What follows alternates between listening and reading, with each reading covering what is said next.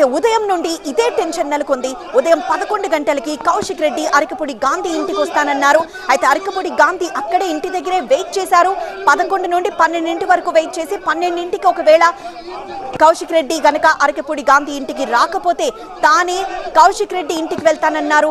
చెప్పినట్లుగానే వెళ్లారు. ఈ విధ్వంసం జరిగింది. మాజీ మంత్రి హరీష్ రావు ప్రస్తుతం టెలిఫోన్ లైన్ లో సిద్ధంగా ఉన్నారు మనతో మాట్లాడడానికి. నమస్కారం అండి హరీష్ రావు గారు. నమస్తే అండి. హరీష్ రావు గారు, ఈ దాడిని మీరు ఎలా చూస్తున్నారు? ఇది చాలా దుర్మార్గం అండి. ముందుగా ఈ దాడిని చాలా తీవ్రంగా ఖండిస్తా ఉన్నాం. ఈ దాడి ప్రభుత్వ దాడి. ముఖ్యమంత్రి రేవంత్ రెడ్డి గారే ఈ దాడికి ఉసిగొల్పారని చాలా స్పష్టంగా అర్థమవుతా ఉంది.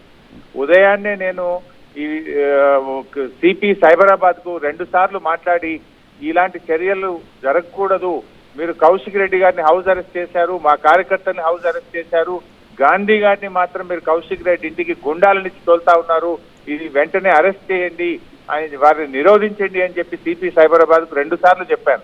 సిపి గారు మేము పూర్తి స్థాయిలో భద్రత పెట్టామండి, ఎలాంటి సంఘటనలు జరగవు అని చెప్పాడు.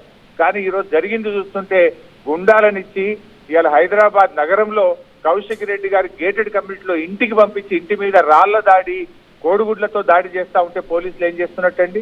అంటే పోలీసులే దగ్గరుండి దాడి చేయిస్తున్నారా? ఈ రకంగా హైదరాబాద్ ఇమేజ్ పెంచుతారా? ఇంట్లో ఆడవాళ్ళు ఉన్నారు, పిల్లలు ఉన్నారు, అది ఒక గేటెడ్ కమ్యూనిటీ, అక్కడ ఎంతో మందికి దెబ్బలు తగిలినాయి, మహిళల మీద కూడా దాడి జరిగింది. ఒక గుండాలను ఇలా ఉసిగొలిపితే ఎట్లండి? ఒక ఎమ్మెల్యేకి భద్రత లేకుండా పోతే రాష్ట్రంలో ప్రజల సంగతి ఏం కావాలి? ఇప్పటికే హైదరాబాద్ బ్రాండ్ ఇమేజ్ దెబ్బతీశారు. మీ చర్యల వల్ల హైదరాబాద్ కు పెట్టుబడులు రావడం లేదు, వచ్చిన పెట్టుబడులు కూడా ఈ రాష్ట్రం నుంచి తిరిగి వాపసు వెళ్లిపోయే పరిస్థితి వచ్చింది. హైదరాబాద్ లో రియల్ ఎస్టేట్ రంగం కుప్ప అయిపోయింది. ఇలాంటి చర్యలు జరిగితే దీనికి ఎవరు బాధ్యులు? గతంలో 10 ఏళ్లు బీఆర్ఎస్ ప్రభుత్వం అధికారంలో ఉన్నప్పుడు ఎప్పుడైనా ఈ రకమైనటువంటి దాడులు జరిగాయా? ఒక ఎమ్మెల్యే గారి మీద ఏ రకంగా దాడి చేస్తారండి? ఒక ఎమ్మెల్యే మీద దాడి చేస్తుంటే ఈ పోలీసులు ఏం చేస్తున్నట్టు నేను అడుగుతా ఉన్నా. ఇది చాలా చాలా దుర్మార్గమైనటువంటిది. ఇది ప్రభుత్వమే చేసింది. నేను అందుకే మహంతి సిపి గారిని డిమాండ్ చేస్తా ఉన్నా, డీజీపీని డిమాండ్ చేస్తా ఉన్నా, గాంధీ గారు ఆయనతో ఉన్న గుండాలను హత్యాయత్నం కేసు నమోదు చేసి తక్షణమే వాళ్ళందరినీ కూడా అరెస్ట్ చేయాలని, ప్రజాస్వామ్యాన్ని కాపాడాలని డిమాండ్ చేస్తా ఉన్నా. మీరే దగ్గరుండి దాడి చేపించారు. ఇది మంచి పద్ధతి కాదు. ప్రభుత్వ కనుసన్నల్లో ప్రభుత్వమే ఈ రకమైనటువంటి దాడికి పాల్పడ్డది. ఇలా ఏదైనా జరిగితే దీనికి ఎవరు బాధ్యత వహించాలి? స్పీకర్ గారు కూడా, శాసన సభాపతి కూడా శాసనసభ్యుల హక్కులను కాపాడాలి, శాసనసభ్యుల రక్షణ గురించి స్పీకర్ గారు ఆలోచించాలి. స్పీకర్ గారు కూడా జోక్యం చేసుకొని దీని మీద ఆదేశాలు ఇవ్వాలని చెప్పి శాసన సభాపతి ప్రసాద్ గారిని కూడా నేను ఈ సందర్భంగా డిమాండ్ చేస్తా ఉన్నా. మరి ముఖ్యమంత్రి గారు దీనికి ఏం సమాధానం చెప్తారు? ఇది మీ ప్రభుత్వ విధానమా?